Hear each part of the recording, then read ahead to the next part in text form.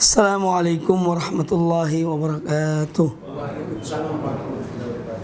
Innal hamdalillah nahmaduhu wa nasta'inuhu wa nastaghfiruh wa na'udzu billahi min shururi anfusina wa min sayyiati a'malina. May yahdihillahu fala mudilla lahu wa may yudlil fala hadiya lahu. Wa asyhadu an la ilaha illallah wahdahu la syarika lahu wa asyhadu anna Muhammadan abduhu wa rasuluh. Ya ayyuhalladzina amanu taqullaha haqqa tuqatih wa la tamutunna illa wa antum muslimun. Ya ayyuhan nasu taqu rabbakumul ladzi khalaqakum min nafsin wahidah wa khalaqa minha zawjaha wa batha minhuma rijalan katsiran wa nisaa'a. Wattaqullaha alladzi tasaaluna bihi wal arham innallaha kana 'alaikum raqiba. Ya ayyuhalladzina amanu taqullaha wa qulu qawlan sadida yuslih lakum a'malakum wa yaghfir lakum dhunubakum wa man yuti'illaha wa rasulahu faqad faza fawzan 'azima. Amma ba'd. Kaum muslimin dan kaum muslimat, bapak dan ibu-ibu sekalian rahimani wa rahimakumullah, bil khusus sahibul bait, jazakumullah khairan.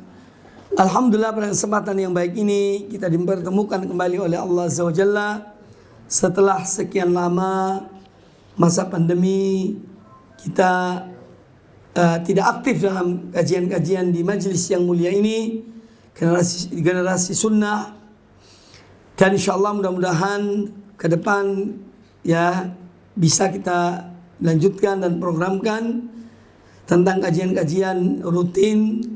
Dan semoga Allah Subhanahu wa taala memberikan kemudahan kepada kita semuanya, dan semoga Allah Subhanahu wa taala memberikan kemudahan dalam kita menyelesaikan pembangunan fisik gedung yang sudah berjalan.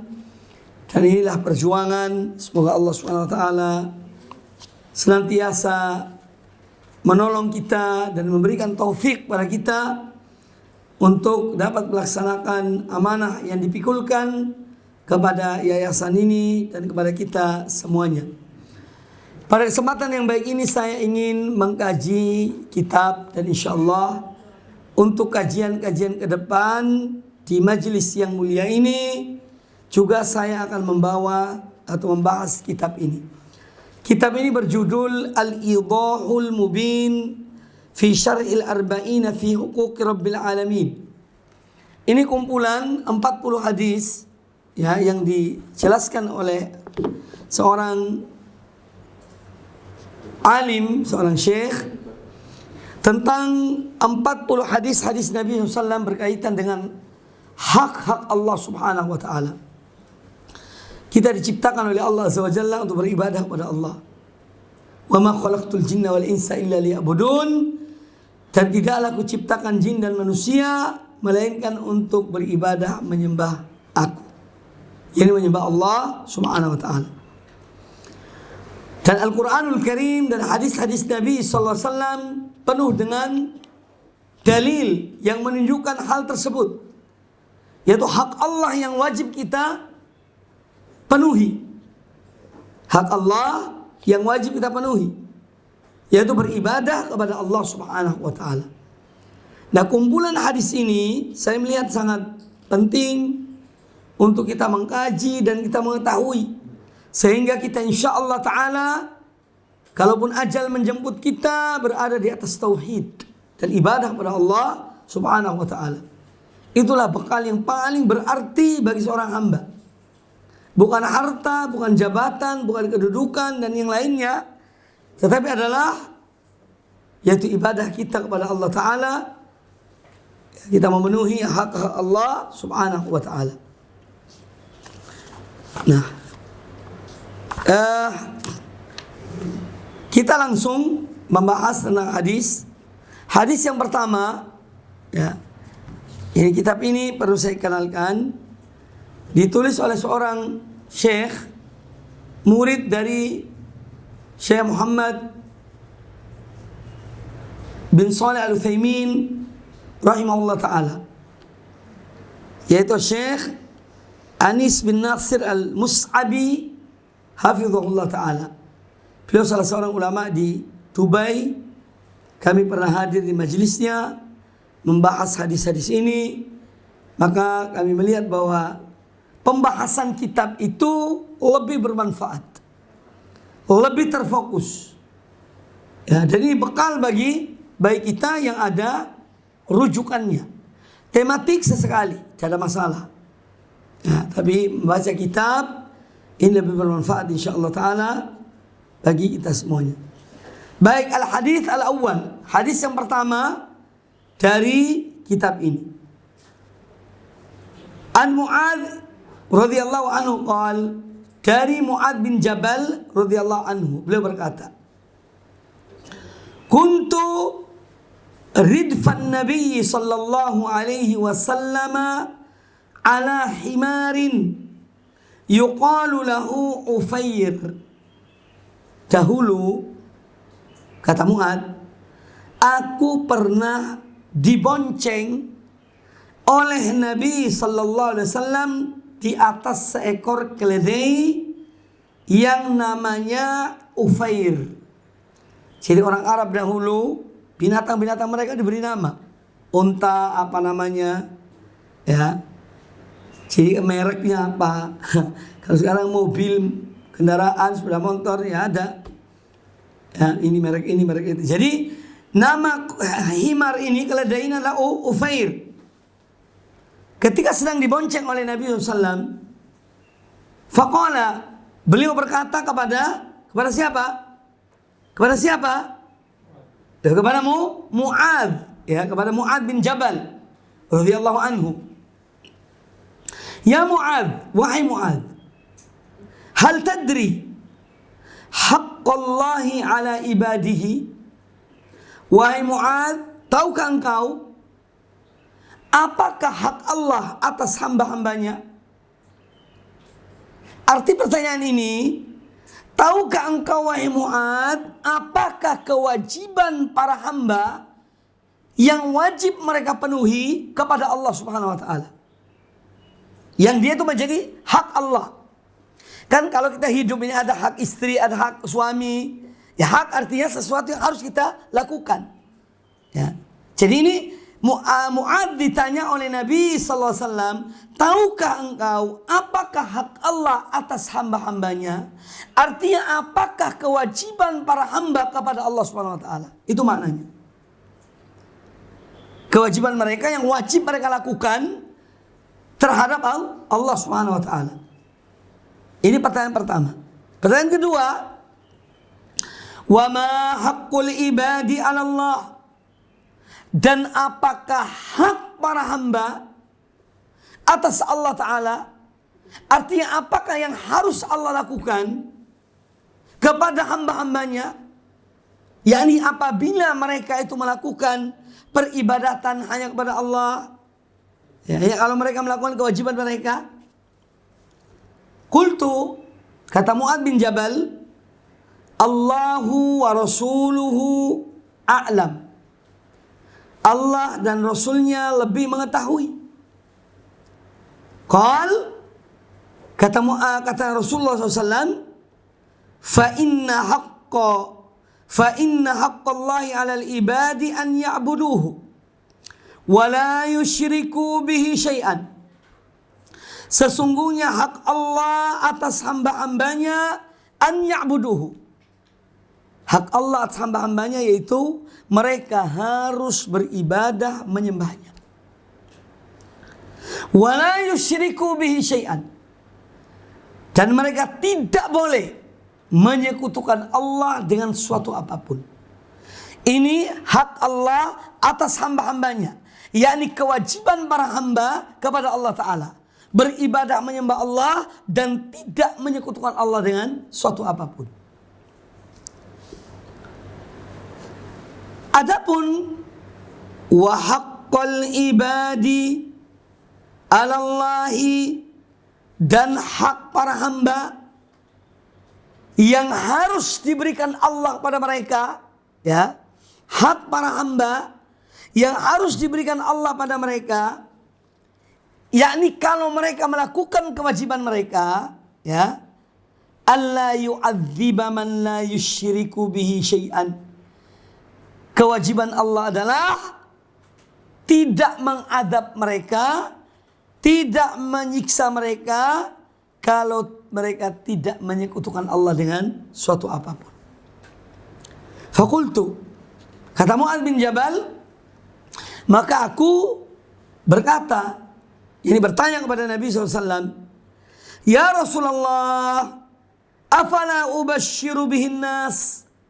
Wahai Rasulullah, bagaimana seandainya berita ini aku sampaikan kepada manusia sebagai berita gembira bagi mereka. Kata Nabi SAW, la tubashirhum fayattakilu. Jangan kamu beritahukan, nanti mereka hanya bersandar pada hal ini. Hadis ini muttafaqun alaih, dikeluarkan oleh Imam Bukhari dan Imam Muslim di dalam Sahih Bukhari dan Sahih Muslim. Baik, saya ingin jelaskan secara umum tentang hadis ini. Yang perlu kita ketahui yang pertama, bahwa Mu'adz bin Jabal radhiyallahu anhu salah seorang di antara sahabat-sahabat Nabi SAW yang sangat dicintai oleh beliau, sangat dicintai oleh Nabi SAW. Bahkan beliau pernah mengatakan, ya Mu'adz, ini uhibbuka. Beliau menyatakan cintanya, wahai Mu'adz, sesungguhnya aku mencintai engkau.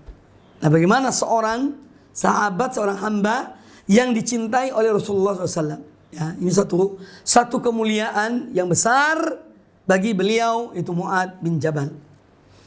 Beliau di antara sahabat-sahabat Nabi SAW yang termasuk ulama para sahabat, yaitu Mu'adz bin Jabal. Orang yang alim di dalam agama Allah ini, di kalangan sahabat. Beliau meninggal ketika terjadi wabah taun, penyakit yang mewabah di negeri Syam. Banyak orang-orang sahabat-sahabat meninggal. Salah satunya adalah Mu'adz bin Jabal, ya, radhiyallahu anhu. Nah, karena kedekatan beliau dengan Nabi SAW, ya, ini membuktikan beliau dekat dengan Nabi SAW. Pernah suatu ketika beliau dibonceng, ya, dibonceng oleh Nabi SAW di atas seekor keledai. Dan ini menunjukkan tawadhu, rendah hati Nabi SAW. Beliau adalah orang yang tawadhu, ya, sehingga membonceng sahabatnya di atas seekor keledai. Nah, Nabi SAW orang yang setiap kesempatan itu beliau selalu memberikan manfaat kepada sahabat-sahabat beliau, ya, berupa ilmu atau yang lainnya, ya. Maka beliau setiap ada kesempatan, beliau mengambil kesempatan dengan sebaik-baiknya untuk mengajarkan kepada para sahabatnya, baik perorangan ataupun secara kelompok sahabat. Nah, dalam hal ini beliau dengan Mu'adz bin Jabal, ini secara perorangan. Di kendaraannya beliau bertanya kepada Mu'adz bin Jabal, ya Mu'adz, wahai Mu'adz, hal tadri haqqallah ala ibadihi? Tahukah engkau apakah hak Allah atas hamba-hambanya? Yani apakah kewajiban para hamba kepada Allah Ta'ala? Allah telah menciptakan kita, memberikan segala fasilitas kepada kita, ya. Nah, apa kewajiban kita sebagai hamba-hamba Allah, ciptaannya, terhadap Allah Subhanahu wa Ta'ala?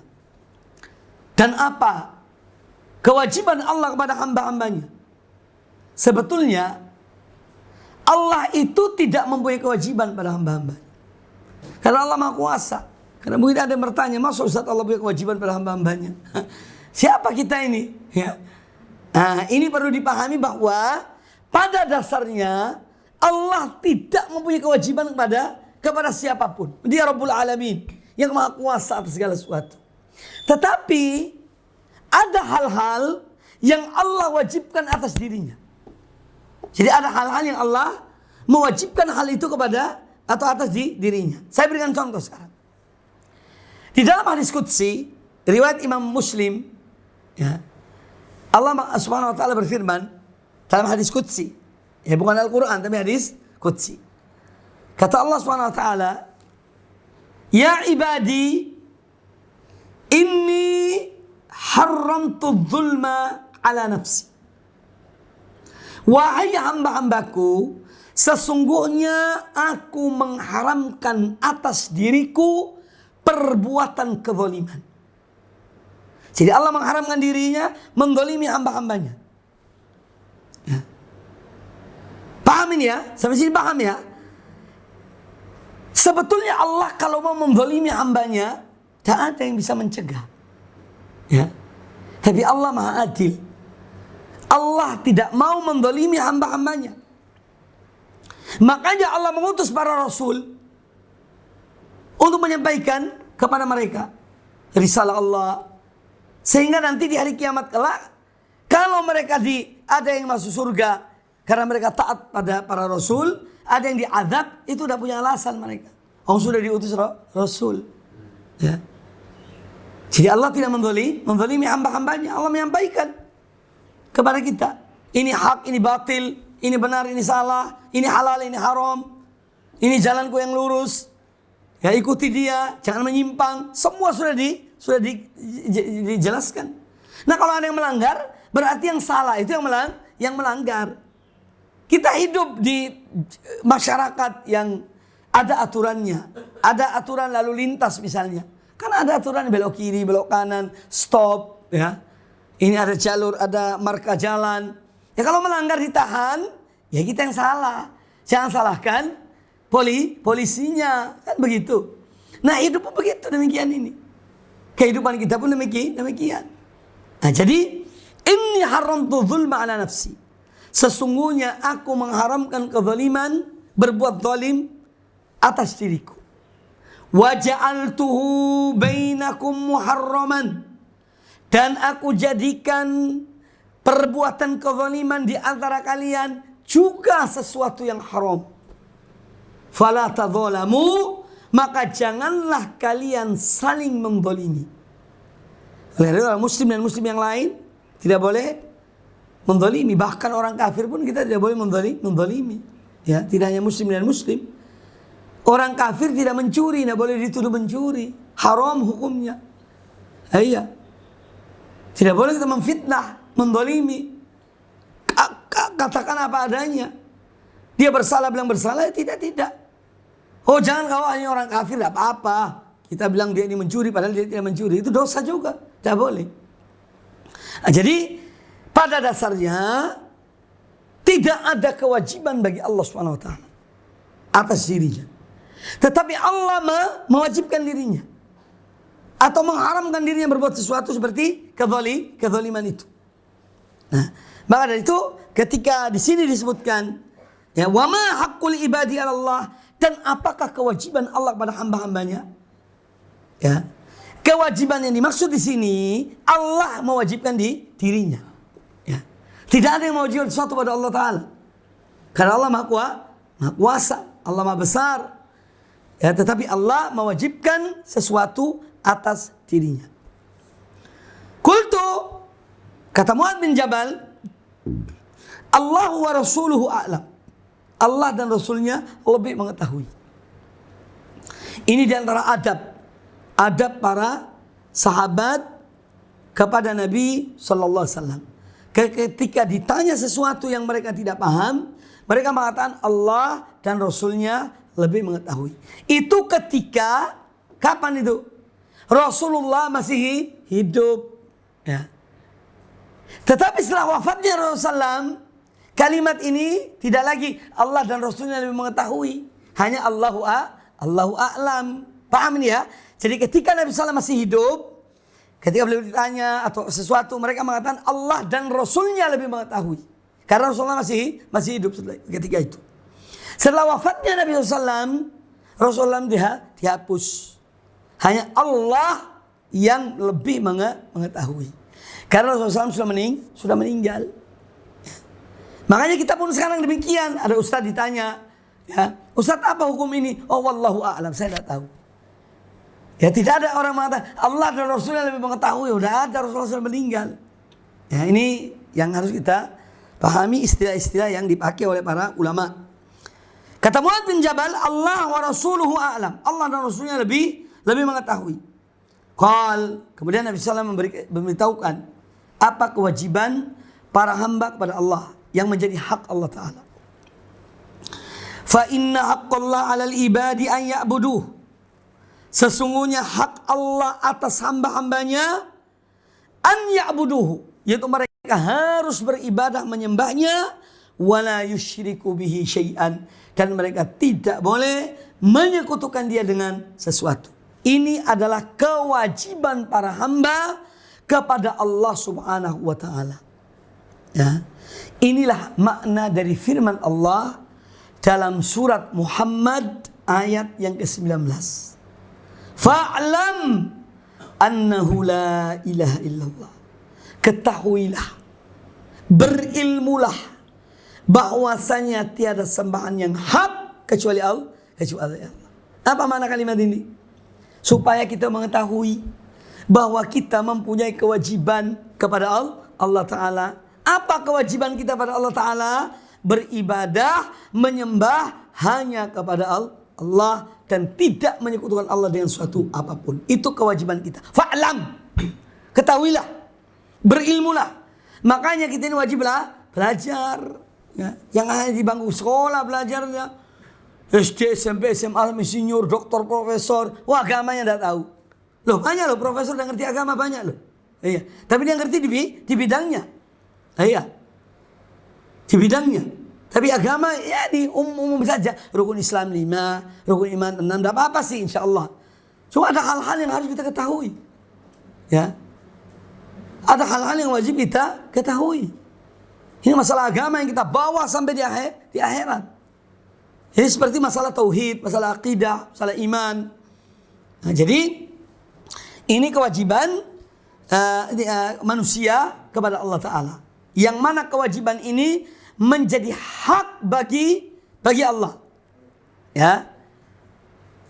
Apa hak seorang istri atas suaminya? Artinya apa kewajiban suami terhadap istri? Itu maknanya.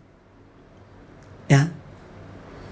Apa hak seorang suami atas istrinya? Itu artinya apa kewajiban istri terhadap suaminya? Ini istilah ini yang dipakai banyak. Ya. Apa hak istri atas suaminya?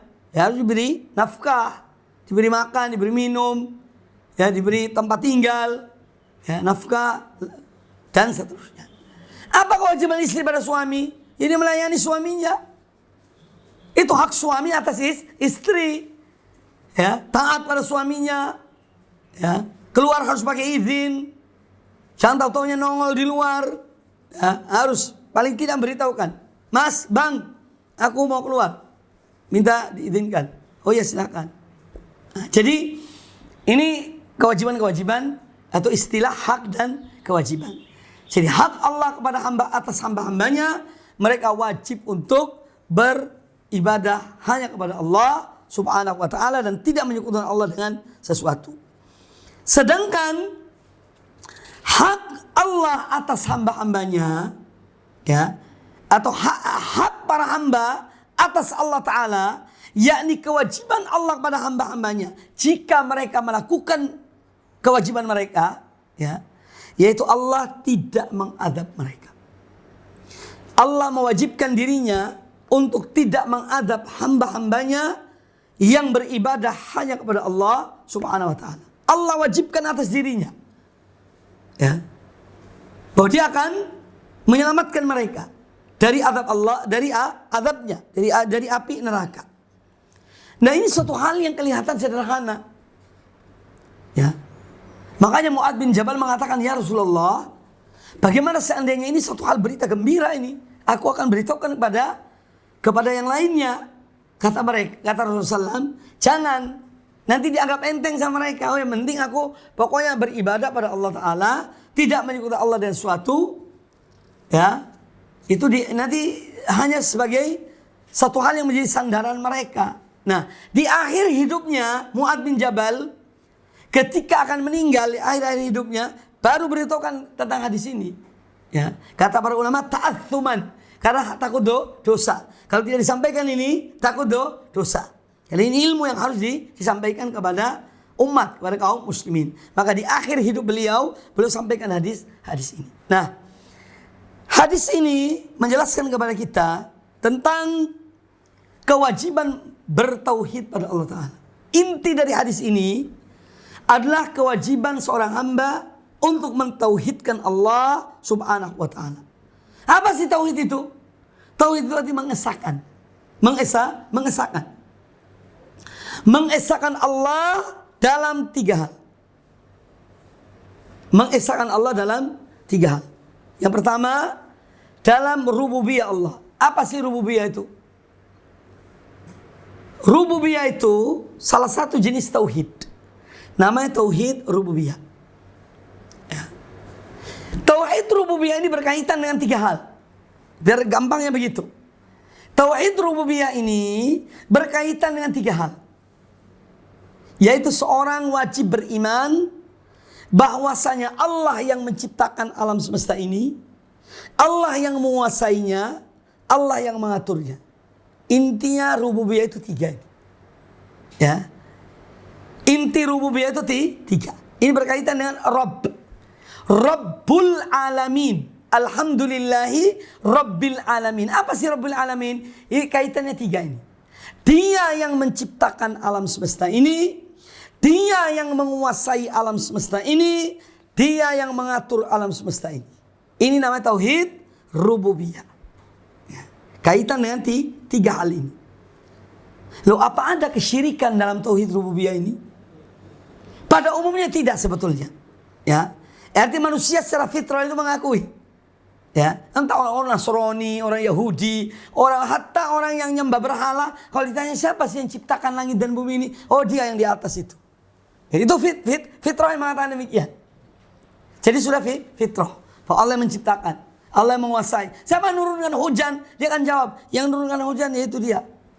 Rabbul Alamin, ya, Tuhan semesta alam ini. Padahal dia musyrik, ya. Mungkin menyembah berhala, menyembah selain Allah. Kalau ditanya hal-hal yang berkaitan dengan 3 hal ini, selalu fitrah manusia itu mengatakan Allah Subhanahu wa Ta'ala. Jadi tauhid rububiyah ini berkaitan dengan 3 hal, 3 perkara. Ini yang wajib kita imani, bahwa Allah Dia yang menciptakan seluruh alam semesta ini. Ya, termasuk virus corona. Jangan ada yang ciptakan virus corona dari negara lain, dah. Yang ciptakan Allah Ta'ala. Cuma yang mengembangkan mereka. Itu yang ngembangkan. Tapi yang ciptakan Allah Ta'ala. Tidak ada ciptaan manusia di sini. Lo Ustaz, lo speaker ini ciptaan siapa? Allah Ta'ala. Kok bisa Ustaz? Ada hadisnya. Hadisnya mengatakan, Innallaha khaliqu kullu sani'in wa san'atahu. Hadis Nabi SAW. Sungguhnya Allah yang menciptakan setiap penemu dan barang temuannya.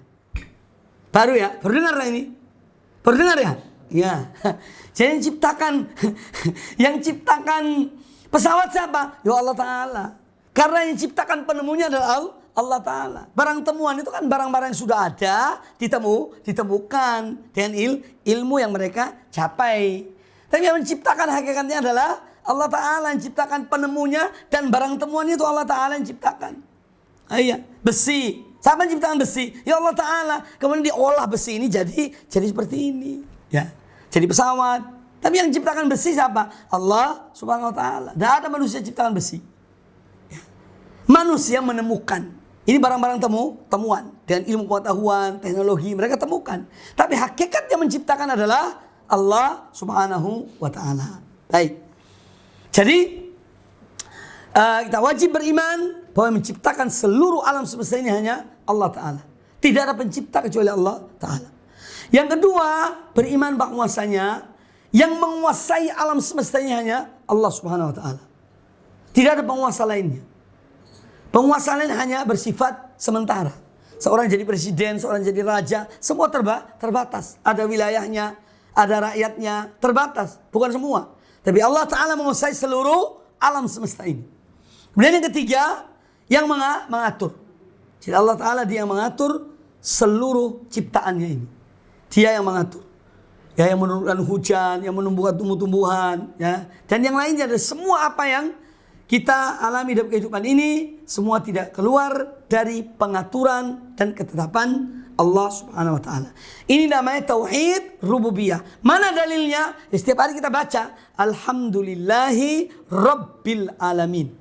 Itu dari gampang. Ya.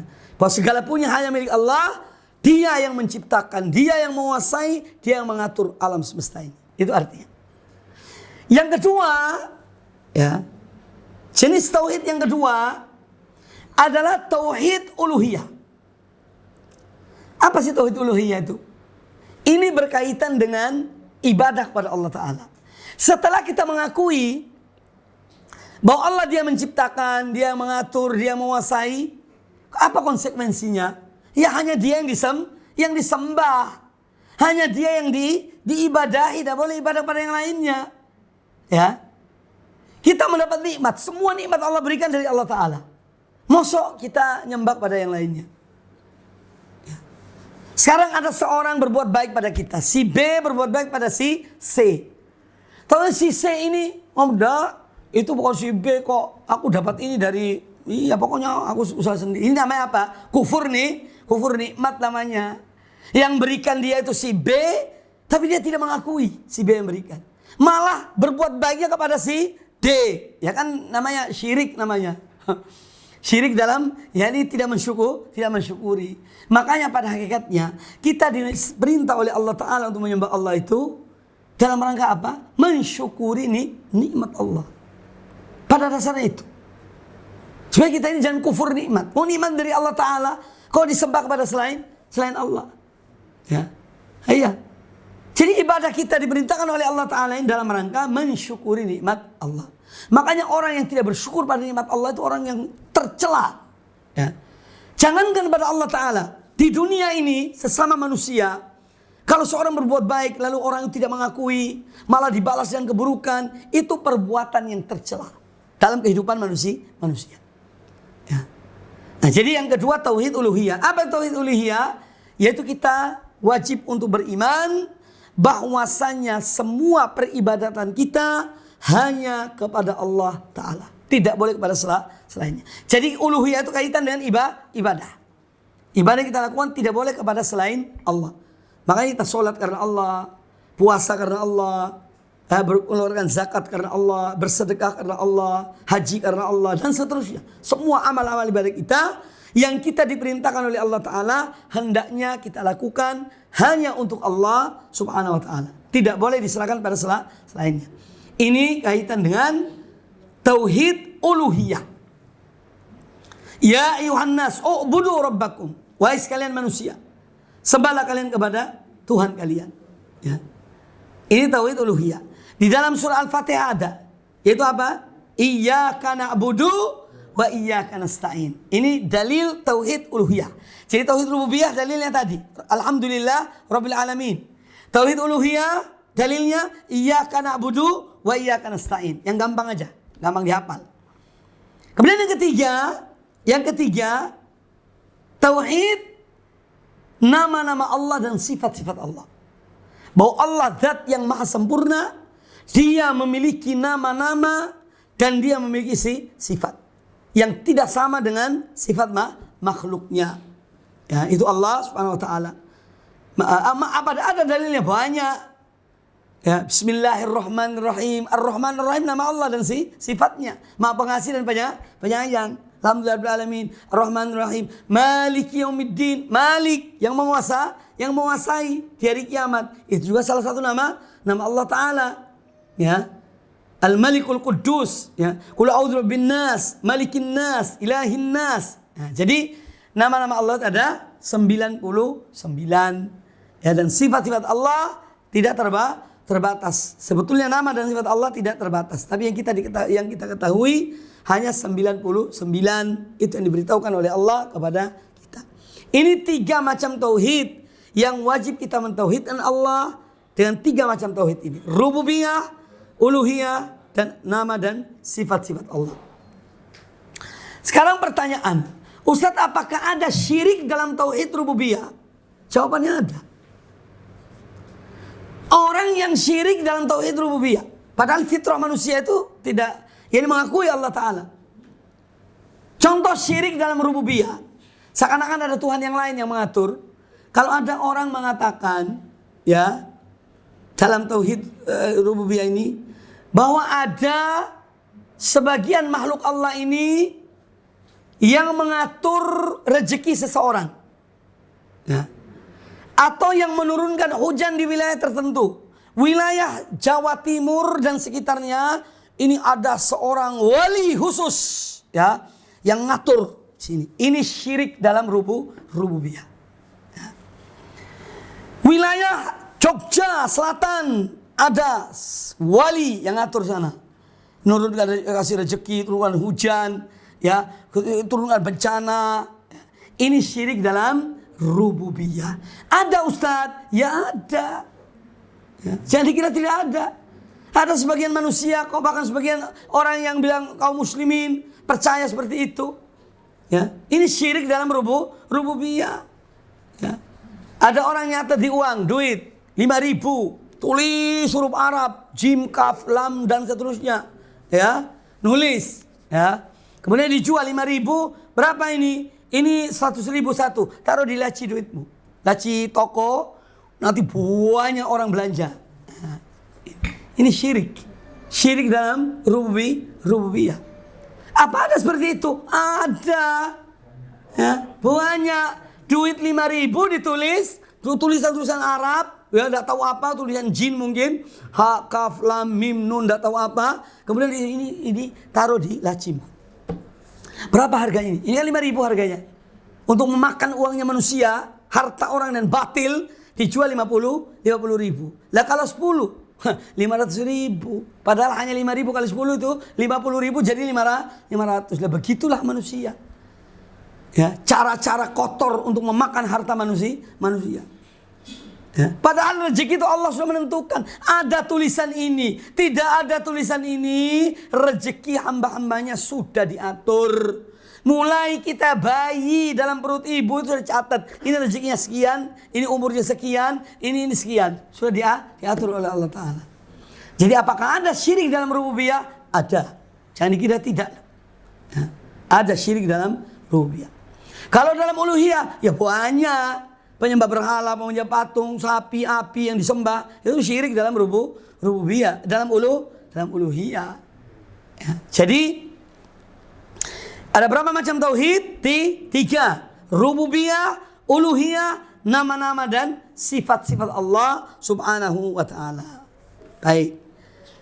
Kemudian yang lain yang kita ambil dari pelajaran ini, ya, yaitu bahwasanya para ulama ketika mereka menyebutkan tentang macam-macam tauhid ini, dari mana Ustaz? Ya mereka meneliti. Tidak ada dalam ayat Quran mengatakan tauhid itu 3 macam. Tidak ada ayatnya. Tidak ada hadisnya. Tapi para ulama melihat ayat-ayat Al-Quran, hadis-hadis Nabi, ya, dicermati betul sama mereka. Mereka simpulkan ada 3 hal dalam masalah berkaitan dengan tauhid itu tadi. Rububiyah, uluhiyah, nama-nama dan sifat-sifat Allah subhanahu wa ta'ala. Kemudian yang berikutnya bahwa hadis ini menjelaskan kepada kita tentang hak Allah atas hamba-hambanya. yakni kewajiban para hamba kepada Allah, yaitu untuk beribadah kepada Allah semata. Wa ma khalaqtul jinna wal insa illa liya'budun. Tidaklah aku ciptakan jin dan manusia kecuali untuk beribadah menyembah Allah Subhanahu wa taala. Makanya ibadah-ibadah kita harus kita niatkan karena Allah. Puasanya, zakatnya, sedekahnya murni karena Allah, salatnya karena Allah. Jangan kita niatkan kepada selain Allah Subhanahu wa taala. Itu syirik namanya. Karena banyak orang-orang punya niat-niat. Ya, kita kadang-kadang begitu, ya. Ada halal niatnya untuk dunia, ya tidak bisa dipungkiri, tapi segera istighfar, minta ampun kepada Allah taala. Ada orang puasa sunnah Senin Kamis untuk apa? Biar berat badannya tuh turun. Ya, dunia tak itu? Dunia apa akhirat kira-kira? Ya dunia. Puasa sunnah supaya berat badannya tuh turun. Dunia apa akhirat? Ya dunia. Ya. Kalau turun, tidak turun, rugi dua-duanya. Dunia tidak, akhirat tidak. Nah, ini contoh luruskan nih niat, ya. Luruskan niat dalam semua amal ibadah kita. Kita niatkan karena Allah Subhanahu wa taala.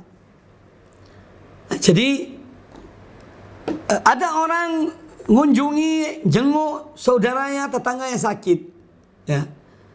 Ada karena perasaan, tidak enak. Tetangga aku kok. Padahal hak seorang muslim pada seorang muslim apa? Kalau sakit dikunjungi, dijenguk. Tentu sakit-sakit yang tidak dilarang jenguk ya. Kalau corona dilarang ya tidak apa-apa, tidak usah jenguk. Ini sakit-sakit yang tidak dilarang jenguk. Ya. Kalau corona gimana Ustaz? Sebelum ditanya loh. Saya langsung jawab. Kalau corona Ustaz, corona memang tidak boleh diisolir kok. Tidak boleh dijungu-jungi, ya tidak usah. Ya, jadi artinya ini kembali kepada niat. Kadang-kadang kita niat itu bukan karena Allah, tapi karena tetangga. Ya. Karena apa? Tidak enak perasaan aku. Ini tetangga aku mau sakit, aku tidak jenguk. Ya sudah niat karena Allah. Karena ini memang kita muslim sebagai seorang muslim, pahalanya besar. Menjenguk orang sakit itu pahalanya besar. Tidak didoain oleh 70.000 malaikat. Selama seorang di situ sampai sore hari. Kalau dia datangnya pagi hari, didoakan sampai sore hari oleh 70.000 malaikat. Hadis sahih. Kalau dia datang di sore hari, didoakan oleh 70.000 malaikat sampai pagi hari. Fadilah besar. Ya. Jangan digampangkan, jangan diremehkan. Makanya kalau jenguk saudara kita yang sakit, karena Allah. Jangan karena tak enak, tetangga aku, ya, mau sakit aku tidak datang. Nanti dibilang apa oleh manusia. Ya, berarti bukan karena Allah, karena perasaan. Nah, disinilah pentingnya luruskan niat. Kadang-kadang kita tidak menyadari amal-amal kita semestinya pahalanya besar, ibadah pada Allah Taala. Cuma ya itu tadi, niatnya itu ya karena ketidaktahuan lah. Mungkin karena ketidaktahuan atau kita mungkin gampangkan atau kita anggap itu hal yang baik. Nah, maka kita harus selalu luruskan niat-niat kita di dalam semua amal-amal ibadah kita. Hendaknya karena Allah Subhanahu wa ta'ala. Kemudian juga diambil dari hadis ini, yaitu tentang hak manusia atas Allah Ta'ala. Jadi kewajiban manusia pada Allah Ta'ala adalah ibadah pada Allah Ta'ala dan tidak menyekutukan Allah dengan sesuatu. Sedangkan kewajiban yang Allah wajibkan atas dirinya terhadap hamba-hambanya yang beribadah padanya dan tidak menyekutukan dia dengan suatu apapun, Allah mengharuskan dirinya untuk memasukkan hamba itu ke dalam surga Allah dan tidak mengadab hamba itu di dalam api neraka. Ini kewajiban yang Allah wajibkan atas dirinya bagi hamba-hambanya yang beribadah menyembah Allah semata dan tidak menyembah pada selain Allah Subhanahu wa taala. Allah wajibkan atas dirinya untuk masukkan dia ke dalam surga Allah Subhanahu wa taala. Kemudian juga diambil dari hadis ini, ya, yaitu terkadang ada satu ilmu, ya, yang boleh ditunda penyampaiannya. Ya. Jadi tidak semua ilmu itu, kadang-kadang begitu, ada ustadz yang semangat, semua mau dikeluarkan, ditokno. Ya, semua mau dikeluarkan. Padahal kadang-kadang ada orang yang masih tidak ngerti, dia tidak paham, atau bisa jadi salah paham. Ya, jadi ilmu itu dengan ada aturannya ilmu itu. Yang terpenting bagi seorang muslim pertama kali pelajari masalah imannya pada Allah, ibadahnya, ya, hal-hal yang wajib diamalkan, ya, itu yang wajib. Adapun ada hal-hal yang kadang-kadang ilmunya ya disampaikan terakhir. Ya, bukan semua apa yang kita ketahui kita sampaikan. Makanya Rasulullah mengatakan pada Mu'adz bin Jabal, ketika Mu'adz mengatakan, ya Rasulullah, apakah saya sampaikan masalah ini kepada manusia? Kata beliau, jangan. Ya. Nanti mereka hanya bersandar pada ini. Ya. Nanti mereka tidak mau berbuat hal-hal yang misalnya ya, hanya bersandar pada hadis ini. Oleh karena itu, pada akhir hidupnya Mu'adz bin Jabal baru kemudian menyampaikan hadis ini. Baik.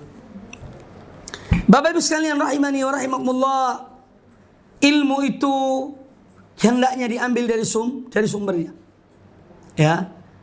Ini termasuk pelajaran yang diambil dari hadis ini. Kita melihat bahwa para sahabat mengambil ilmu dari sumbernya, itu Rasulullah SAW. Maka orang muslim mengambil ilmunya juga dari para ulama. Karena apa? Al-ulama'u warathatul anbiya. Ulama itu pewaris Nabi. Tapi ulama siapa? Ulama mana? Ya ulama yang betul-betul mereka punya ilmu, mereka mendakwahkan, mengajarkan ilmunya, mereka menginginkan kebaikan bagi umat ini, ya.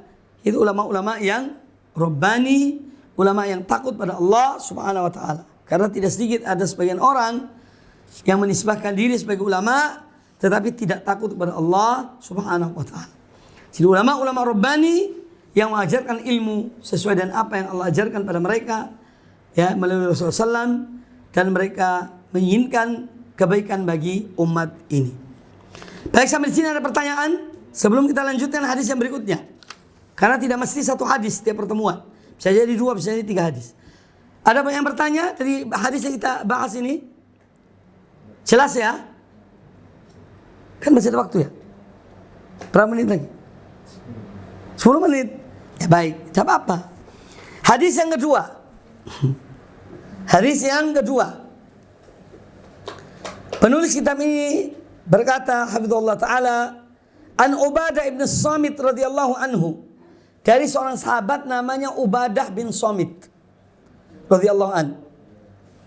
Anin Nabi sallallahu alaihi wasallam qaal, dari Nabi sallallahu alaihi wasallam beliau bersabda, man syahida an la ilaha illallah wahdahu la syarikalah wa anna Muhammadan abduhu wa rasuluhu wa anna Isa abdullahi wa rasuluhu wa kalimatuhu alqaha ila Maryam wa ruhun minhu wal jannatu haqqun wan naru haqqun adkhalahu Allahul jannata ala ma kana minal amal, muttafaqun alaih.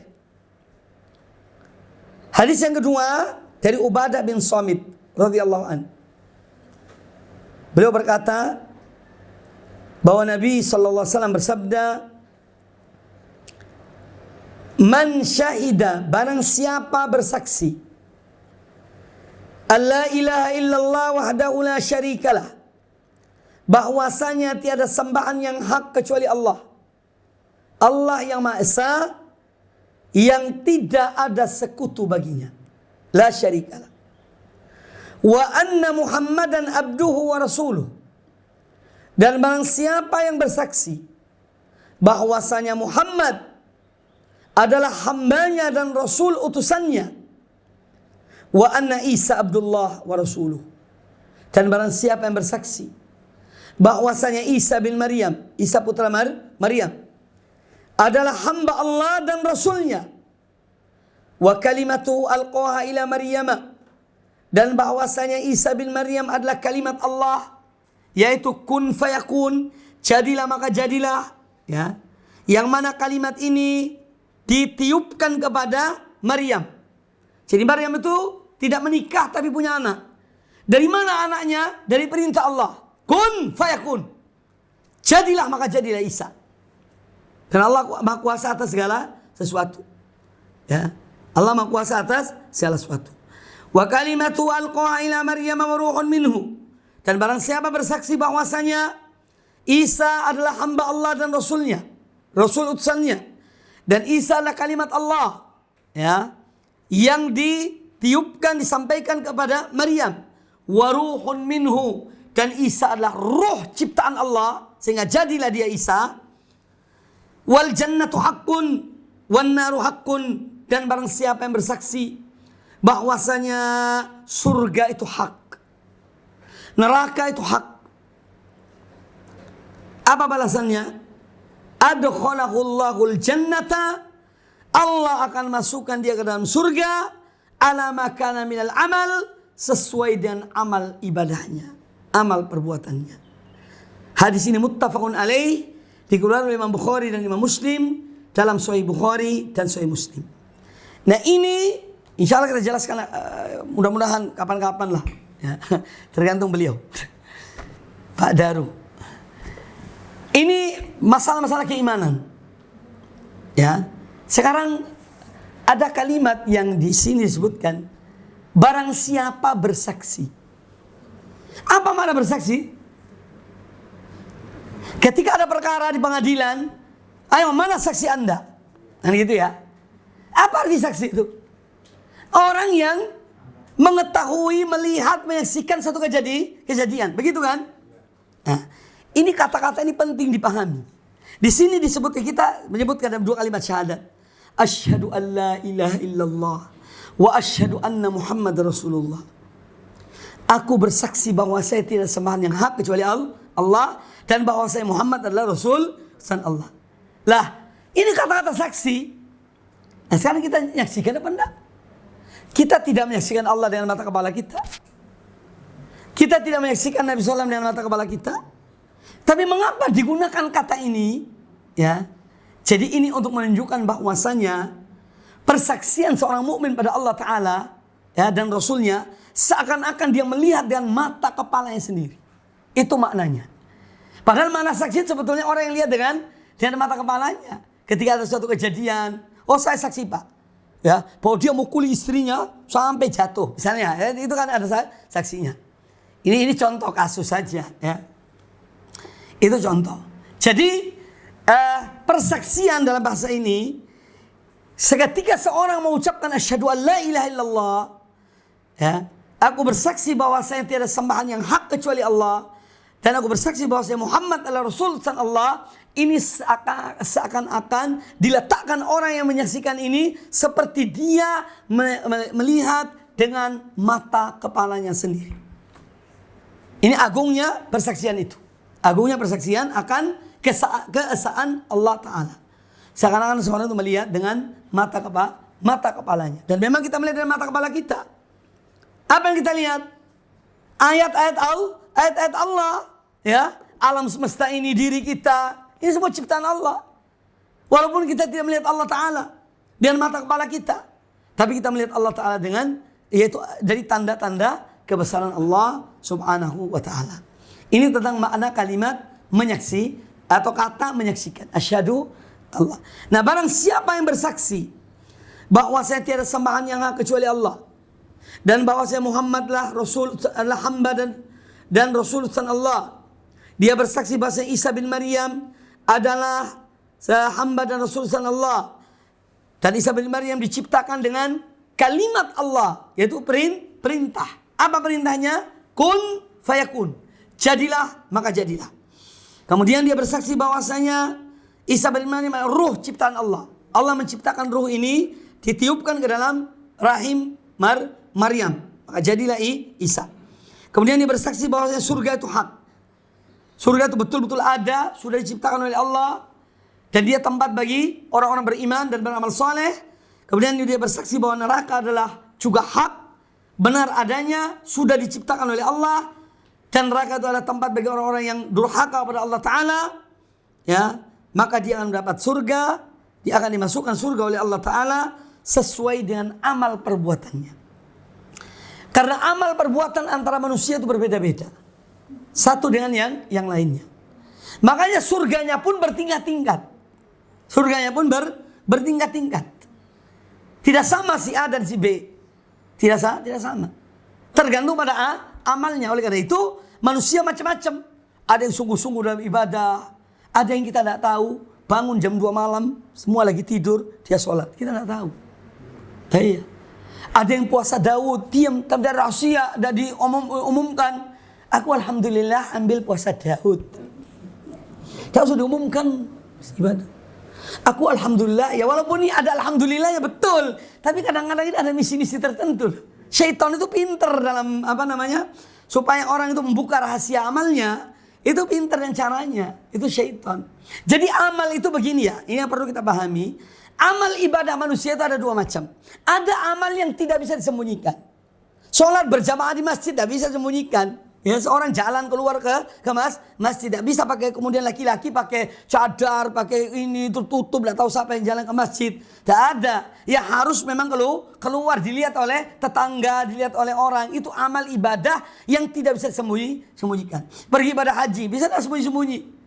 Tidak daftar, ya. Tahu-taunya masuk di kolong pesawat terbang sampai dulu kejadian pernah ya? Iya. Ya iya. Itu amal yang memang tidak bisa disembunyikan. Maka tidak mungkin kita sembunyikan. Kita harus lawan hawa nafsu kita. Kalau ada riya gitu ya, minta pujian manusia harus dilawan. Tapi ada amalan-amalan yang memang bisa disembunyikan. sholat tahajud. Ya. Ya termasuk puasa sunnah yang orang itu diam, dia tidak mau beritahu sebarkan pada orang lain. Sedekah tersembunyi bisa. Ya. Nah, amalan-amalan yang memang bisa disembunyikan, alangkah baiknya disembunyikan. Ya, jangan ditampilkan. Tapi kalau amal itu memang tidak bisa disembunyikan, ya memang tidak bisa disembunyikan. Nah, karena fadilah amal yang disembunyikan itu besar. Contohnya sedekah yang disembunyikan. Sebagaimana dalam hadis tentang 7 golongan yang masuk surga. 7 golongan mendapat naungan Allah di hari kiamat. Yang mana pada hari itu tiada naungan kecuali naungan Allah. Salah satunya, warajulun tasaddaqa bisadaqatin. Seorang yang dia bersedekah dengan satu sedekah, fa'akhfaha. Dia sembunyikan sedekahnya. Ya. Fa'akhfaha. Warajulun tasaddaqa bisadaqatin, ya, la ta'lamu fa'akhfaha hatta la ta'lama shimaluhu ma tunfiqu yaminuhu. Dia menyembunyikan sedekahnya itu sampai-sampai tangan kirinya tidak mengetahui apa yang dikeluarkan oleh tangan kanannya. Ini contoh, ya. Dia dapat naungan Allah. Makanya semampu kita bisa menyembunyikan amal-amal yang memang bisa disembunyikan, sembunyikan. Tidak usah dipamerkan. Allah kesian. Ya, nanti takutnya ria. Mungkin seorang ketika cerita tidak ria, tapi datang syaitan, yaitu dia menyuruh untuk ria. Kecuali kalau seorang dia dalam hal mungkin dia mendidik atau dia mengarahkan, ya dia sebutkan, ya ini bukan untuk ria, ini anak, ya karena kita ini punya ilmu, kita harus amalkan ilmu kita. Itu insya Allah mudah-mudahan tidak mengapa. Baik, nanti penjelasannya akan datang hadis yang kedua ini. Silakan, mungkin ada yang ingin bertanya, monggo. Ya, kita berikan haknya leher. Haknya leher dibasahi ketika kering. Baik, sini ada pertanyaan dari ibu-ibu mewakili bapak-bapak. Segolongan manusia yang menyatakan bahwa semua agama sama, bagi itu termasuk syirik. Begini ya, orang-orang seperti ini ada 2 macam. Ada orang yang ngerti, ada orang yang tidak ngerti. Ya. Ini yang pertama. Yang kedua, apa maksudnya dia ini dalam mengucapkan kalimat ini? Nah, kalau dia orang yang paham, dia ngerti dalil, pernah belajar sampai jadi masya Allah, ya. Tapi dia dengan sengaja mengucapkan kalimat ini saya katakan bukan sekadar syirik, bisa kufur, bisa sampai kepada kekufuran. Ya. Kalau dia ngerti, tapi kan ada orang tidak ngerti kan, hanya ikut-ikutan, ya. Dia mengatakan kalimat itu orang seperti itu, ya perlu diajarkan, ya diarahkan supaya dia tidak sampai mengatakan demikian. Tapi kalau seorang ngerti agama, tahu Quran, tahu hadis, tahu perkataan para ulama, tahu yang halal dan haram, kemudian sama semua, tidak ada bedanya, tujuannya kepada Allah Ta'ala, ya ini bisa kufur. Ya, bisa murtad dari Islam, tidak sekedar syirik. Ya. Cuma untuk memvonis itu, ya kita juga tidak mudah, ya tidak gampang. Tapi yang jelas ini perkataan yang bisa menjerumuskan kepada kemurtadan dari Islam. Wallahu a'lam. Pertanyaan berikutnya, patuh taat menyayangi memuliakan kepada orang tua, hukumnya wajib. Apakah itu juga berlaku untuk bapak ibu tiri? Sebetulnya ini yang pertama kali adalah kepada orang tua kandung. Itu jelas. Ini pertama kali yang dimaksud untuk taat, ya, berbuat baik itu pada orang tua kandung. Nah, sekarang misalnya orang tua tiri, ya kita ya tetap bagaimanapun yang namanya orang yang tua dilihat dari sisi lain tetap dihormati, tetap dihormati. Apalagi dia kan berarti suami dari ayah kita, suami dari ibu kita, atau suami dari atau istri dari ibu kita, kan begitu. Ayah tiri dan ibu tiri itu, saya punya ayah tiri, berarti ayah tiri saya ini suami dari ibu saya. Kemudian saya punya ibu tiri, berarti ibu tiri saya ini istri dari ayah saya, tetap orang yang terhormat, kan begitu, yang harus dihormati. Maka kita sedapat mungkin tetap menghormati. Ya. Adapun istilah ibu tiri kejam apa itu kan nyanyian dulu ya. Ya tidak semua juga lah. Ada ibu tiri yang baik sama anak-anaknya, sayang sama anak seperti anaknya sendiri, kan gitu. Ada seperti itu. Jadi kalau masalah berbuat baik, kita tetap berupaya untuk berbuat baik. Tidak merugi orang yang berbuat baik. Tidak akan rugi dia. Ya. Innallaha la yudhi'u ajral muhsinin. Sesungguhnya Allah tidak menyia-nyiakan perbuatan baik orang yang berbuat baik. Maka jangan kita ini. Walaupun mungkin kadang-kadang ada ibu tiri yang kejam atau ayah tiri kejam, sudahlah kita berbuat baik, insya Allah mudah-mudahan Allah merubah, gitu saja. Ya, wallahu a'lam. Kemudian yang berikutnya, kaitannya dengan Allah tidak akan mengadab hambanya yang mentauhidkannya. Pertanyaannya, manusia diadab Allah itu karena takdirnya atau karena perbuatannya? Ini pembahasan satu materi tentang takdir. Allah Subhanahu wa ta'ala itu maha kuasa atas segala sesuatu. Dia yang menciptakan, dia yang mengatur, dia yang memerintahkan, dia yang melarang. Itu Allah Ta'ala. Tidak ada yang bisa protes pada Allah Ta'ala. Ya. Dia mengatur sesuatu dengan kehendaknya dan keadilannya. Karena Allah tidak mendolimi dirinya. Tidak mendolimi hamba-hambanya. Itu sudah dijelaskan tadi. Pertanyaan ini, Allah mentakdirkan hambanya itu, adab hamba itu karena takdir atau perbuatannya. Allah mentakdirkan perbuatan hamba itu buruk. Apa ada di dunia ini yang keluar dari takdir Allah? Ini pertanyaan, tolong dijawab. Ada enggak kira-kira? Apa ada di antara makhluk Allah yang keluar dari takdir Allah? Tidak ada. Ya. Tetapi apakah seorang hamba tahu bahwasanya dia ditakdirkan oleh Allah masuk neraka? Tidak ada yang tahu. Makanya Allah mengutus para rasul. Allah menurunkan kitab-kitabnya. Ini sebagai hujjah bagi hamba-hambanya. Makanya di hari kiamat kala itu, gak ada orang bangkit dari kiamat, aku mau protes sama Allah Ta'ala, kenapa aku dijadikan kafir? Ketika bangkit dari kiamat, jangankan bangkit dari kiamat, seorang mau mati, nyawanya mau dicabut, mikir, ya Allah dulu aku udah sholat, dulu aku ini, awas tak ketemu Allah nanti, ya, aku tak tanya, aku ini masuk, bukan muslim, kenapa aku maksiat? Ada nggak kira-kira? Tidak ada. Ya. Kita ini makhluk ciptaan Allah. Kewajiban kita taat kepada Allah, taat kepada Rasulnya. Urusan takdir itu bukan urusan manusia. Makanya kita disuruh untuk apa? Berbuat, beramal, berdoa yang banyak. Ya.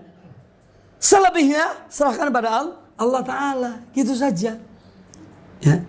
Jadi kalau ditanya apakah Allah mengadab hambanya karena takdir atau karena perbuatannya, ya memang Allah takdirkan perbuatan seperti itu. Ya, karena Allah mentakdirkan segala sesuatu. Dan Allah Maha Adil. Allah tidak zalim pada hamba-hambanya. Ya. Hidayah itu milik siapa? Milik kita atau milik Allah? Ini saya tanya. Ini penting untuk berpikir. Hidayah, petunjuk, kesesatan itu milik kita atau milik Allah? Milik Allah. Sekarang Allah punya dua hal. Punya petunjuk, punya kesesatan. Petunjuk ini, kamu tak kasih petunjuk. Kamu tak kasih kesesatan. Ini zalim tak kira-kira? Ya tidak zalim. Dia berikan pada siapa dia kehendakinya. Makanya Allah itu la yus'alu amma yaf'al. Allah itu tidak ditanya, ya Allah kenapa kau berbuat begini, kenapa berbuat begini, kenapa Allah tidak ditanya. Wahum yus'alun, manusia akan ditanya. Ya. Manusia akan ditanya. Jadi kita ketika ditakdirkan Allah lahir dalam keadaan seorang muslim, kita bersyukur. Alhamdulillah kita sebagai orang muslim. Suruh bersyukur. Bukan nanya, ya Allah kenapa fulan kok kafir ya Allah.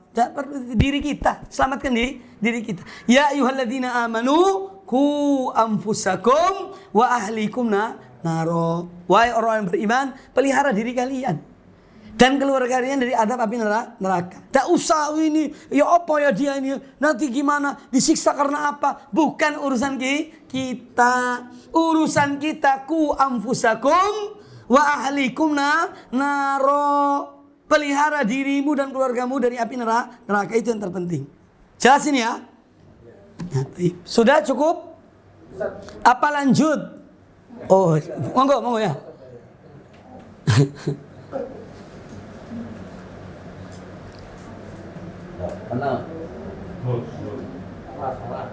Langsung mungkin enggak?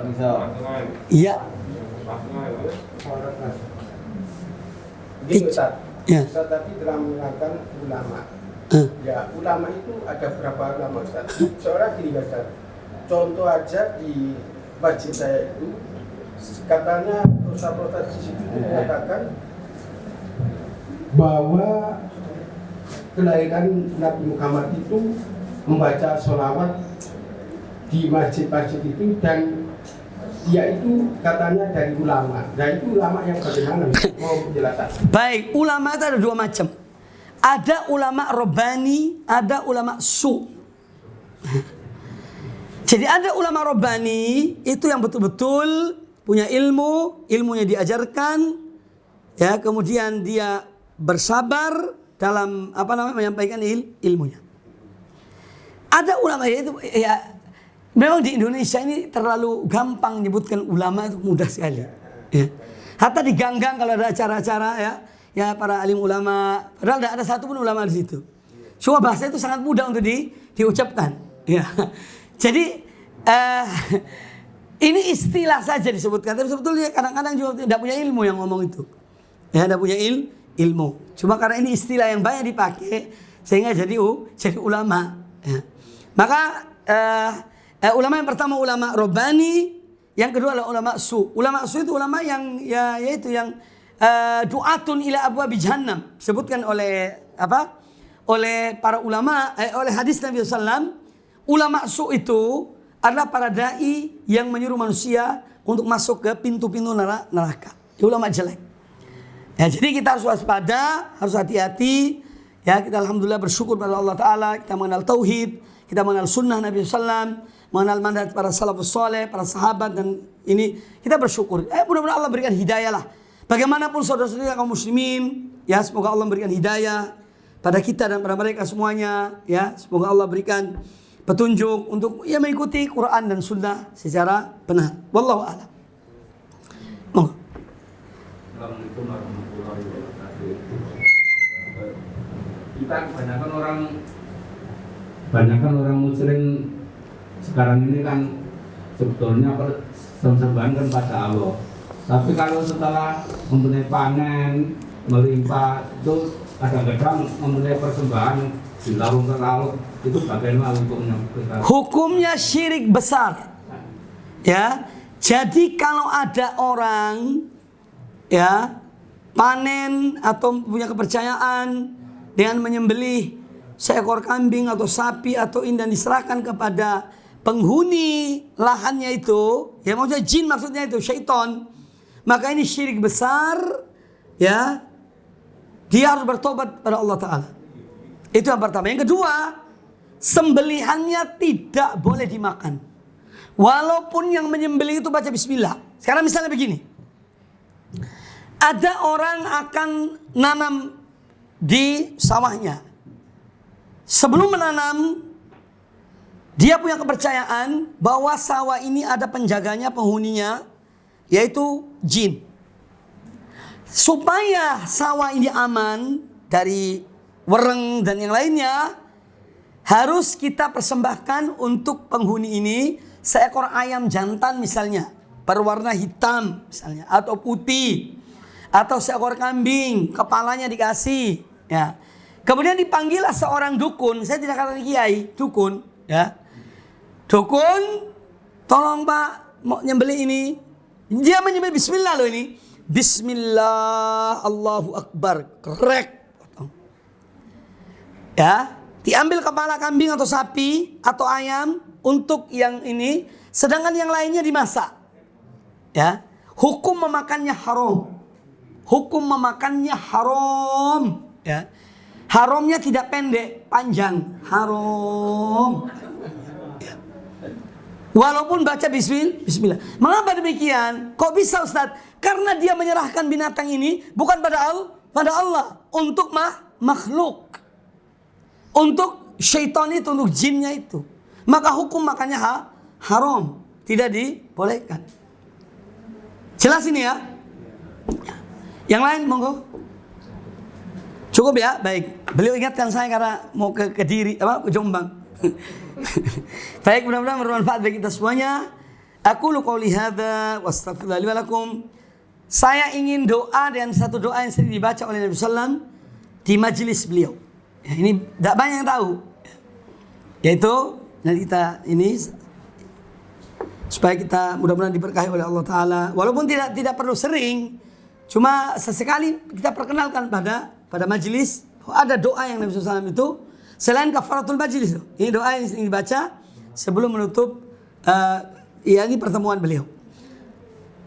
Allahumma qsim lana min khasyatika ma tahulu bihi bainana wa baina ma'asik wa min ta'atika ma tuballighuna bihi jannatak wa min al-yaqini ma tuhawwinu bihi alaina masa'ib ad-dunya. اللهم متعنا بأسماعنا وأبصارنا وقواتنا ما أحييتنا واجعله الوارث منا واجعل ثأرنا على من ظلمنا وانصرنا على من عادانا ولا تجعل مصيبتنا في ديننا ولا تجعل الدنيا أكبر همنا ولا مبلغ علمنا ولا تسلط علينا من لا يرحمنا سبحانك اللهم وبحمدك أشهد أن لا إله إلا أنت أستغفرك وأتوب إليك وصلى الله وسلم وبارك على نبينا وعلى آله وصحبه أجمعين ثم السلام عليكم ورحمة الله وبركاته.